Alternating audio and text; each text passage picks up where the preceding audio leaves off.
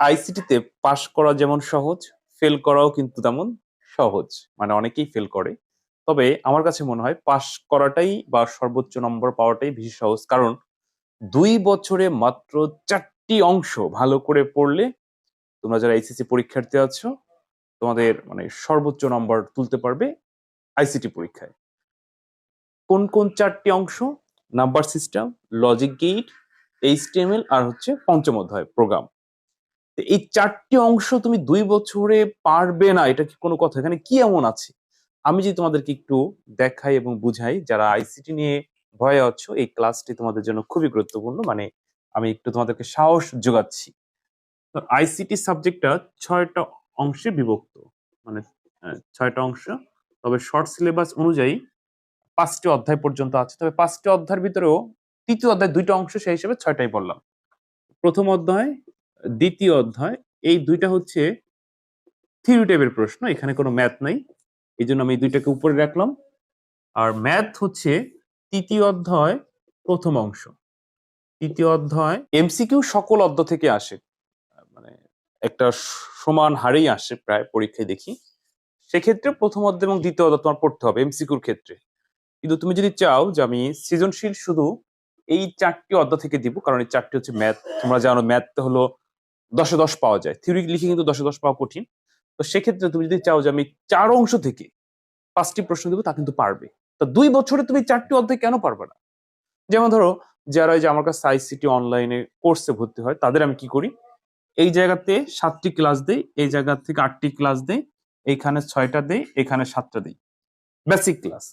তো 8-7-15 আর হচ্ছে 6, 21 আর 7, 28। আর এই জায়গা থেকে 3টা, এই জায়গা থেকে 3টা, তার মানে টোটাল 34টি। 34টি 15-20 মিনিট করে 34টা ক্লাস যদি কেউ দেখে, সে যে লেভেল স্টুডেন্ট হোক, যত দুর্বল স্টুডেন্ট হোক, 100% পুরো বই সম্পর্কে তার পরিষ্কার ধারণা হয়ে যাবে। কিন্তু দেখা যাচ্ছে অনেকে বেসিক জানার পরেও, ভালো ধারণা অর্জন করার পরও সৃজনশীল প্রশ্ন গুলিয়ে ফেলে।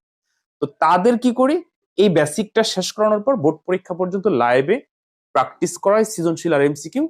তখন দেখা যাচ্ছে যে সে অনেক ডেভেলপ করে এবং পরীক্ষার হলে যেভাবে প্রশ্ন সাজিয়ে দেখ না কেন, সে আর ভুল করে না, ভয় করে না, সে সব পারে। তো প্রিয় শিক্ষার্থীরা, তোমরা যারা আইসিটি নিয়ে দুশ্চিন্তা আছো বা সর্বোচ্চ নম্বর পেতে চাও, তোমরা চাইলেও আমার কাছে এই ফুল কোর্সটা করতে পারো মাত্র 1,000 টাকা সম্মানের বিনিময়ে, একদম 2 বছর পর্যন্ত আর কোনো টাকা দিতে হবে না। তো বিস্তারিত জানতে আমার এই নতুন হোয়াটসঅ্যাপ নাম্বারে এসএমএস দিও। মানে ক্লাসের আলোচনার ভিতরে এই তথ্যটা তোমাদেরকে দিয়ে রাখলাম। তো যেটি বলছিলাম, যে আইসিটি এমন একটা সাবজেক্ট, যেই সাবজেক্টে প্রথম পত্র বা দ্বিতীয় পত্র নাই, মানে একটাই বই 2 বছরে। তোমরা যারা এইচএসসি পরীক্ষার্থী আছো, মানে উচ্চ মাধ্যমিকে যারা পড়ো, ফার্স্ট ইয়ার সেকেন্ড ইয়ার, 2 বছরে মাত্র 5টি অধ্যায়ের মধ্যে আবার 4টি অংশ কমপ্লিট করলে তুমি সব পারবে। তো বছরে ধরো 2টা অংশ, এটা 1 বছর, এটা 1 বছর।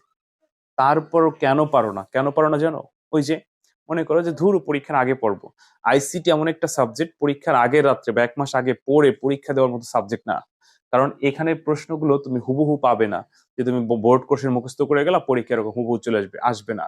প্রচুর পরিমাণে প্র্যাকটিস করতে হবে। যখন তুমি নিজে নিজে প্রশ্ন উত্তর করা শিখে যাবে, তখন যেভাবে সাজাক তুমি পারবে। এই জন্য বেশি বেশি করে প্র্যাকটিস করতে হবে, বেসিক আগে জানতে হবে। হুম। তো যেটি বলছি, এই প্রথমত থেকেও একটা সৃজনশীল, এই জায়গা থেকে একটা, এই জায়গা থেকে একটা, এই জায়গা থেকে একটা, কয়টা গেল? 4টা। এই জায়গা থেকে একটা, এই জায়গা থেকে একটা, কয়টা হইলো? 6টা। আমাদের আসবে হচ্ছে 8টা, দিতে হবে 5টা। এখন প্রশ্ন হচ্ছে আর 2টা কোন জায়গা থেকে আসবে? আর 2টা সাধারণত এই 2 অংশ থেকে যে কোনো একটা থেকে দিয়ে দেয়, আর এই 4টার ভিতরে যে কোনো একটা থেকে দিয়ে দেয়। তো সেক্ষেত্রে আমরা এই জায়গা থেকেই 5টা পাচ্ছি। তো এই 5টা প্রশ্ন উত্তর করলে তুমি 50, 50-এ 45 পেয়ে যাবা। এমসিকিউতে 20 পাইলে ধরো 45 আর 20 65। কলেজ থেকে 20-22 দিবেই। তো কত হয়ে গেল? 85-87। মানে মোটামুটি ভাবে পড়াশোনা করলে, আর যদি তুমি সর্বোচ্চ নম্বর পেতে চাও 25-এ 25, 50-এ 50, তাহলে আরেকটু পরিশ্রম করলেই সর্বোচ্চ নম্বর পাওয়া যাবে, সর্বোচ্চ সর্বোচ্চ। কারণ আমি দেখছি আমার অনেক শিক্ষার্থী 100-তে 100 পাইছে, মানে যদি একটু পড়াশোনা করে। আবার দেখছি যে অনেকে ফেল করছে। কারণ ওই যে বললাম, পাশ করাও সহজ, ফেল করাও সহজ। তো যাই হোক, আইসিটি নিয়ে ভয়ের কিছু নাই, দুশ্চিন্তার কিছু নাই। তোমরা এখনো পারবে, সেই সময় আছে, যথেষ্ট সময় আছে। তোমরা একটু মনোযোগী হও, একটু খোলস ছেড়ে বেরিয়ে আসো, যেহেতু হাতে সময় কম, দেখবা যে অনায়াসে সহজ মনে হবে। একবার পড়া শুরু করে দাও, হ্যাঁ? আর ওই যে বললাম, যদি বিপদে থাকো বা আইসিটিতে সর্বোচ্চ নম্বর পেতে চাও, তোমরা আমার সহযোগিতা নিতে পারো। ইনশাল্লাহ আইসিটিতে কোনো সমস্যা থাকবে না। তো আজকের ক্লাসে জাস্ট এই আলোচনাটাই তোমাদের করলাম, যে অনেকে বলছে স্যার আমি তো কিছু পারি না, কিভাবে শুরু করবো, কিভাবে। ভয়ের কিছু নাই, তুমি শুরু করো, একদম এইখান থেকে শুরু করো, প্রথমত থেকে শুরু করো আগে, দেখো শেষ হয়ে যাবে, ভয়ের কিছু নেই। তো ঠিক আছে, যে যেখান থেকে ভিডিওটি দেখতেছো না কেন, তোমাদের সবার জন্য শুভকামনা রইলো, তোমরা আমার জন্য দোয়া করবে। পরবর্তী কোনো ক্লাসে তোমাদের সাথে আবার কথা হবে। আসসালামু আলাইকুম।